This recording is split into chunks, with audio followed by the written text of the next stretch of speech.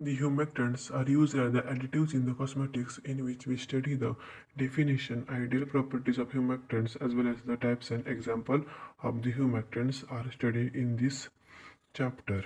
Now the definition of the humectants, it is a hygroscopic material used to reduce the loss of moisture and used to keep the cream soft, which possesses a emollient action, which forms a thin film on skin when applied and improves the texture and condition of skin and moisturizing the preparation containing the humectants. Not only humectants are responsible to avoid drying of products but also based on container.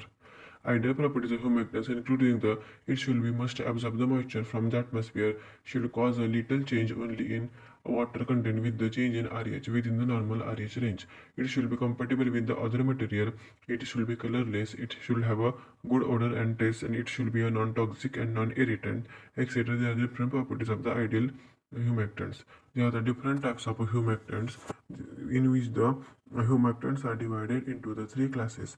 First one is the inorganic types of humectants. Second one is the metal organic types of humectants, and third one is the organic type of humectants. In this type of humectants, we are studied in these humectants as additives. As inorganic humectants, which is example is the calcium chloride. The major disadvantage of the inorganic humectant that is the it having the compatibility problems with the skin, and it is a corrosive in nature, and which has a limited use in cosmetics. So the inorganic humectants are a much disadvantages. This is the metal organic humectants.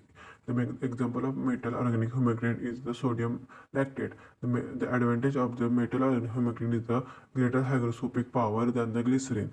The disadvantage is that it having the compatibility problems and corrosive in nature and pronounced states, etc.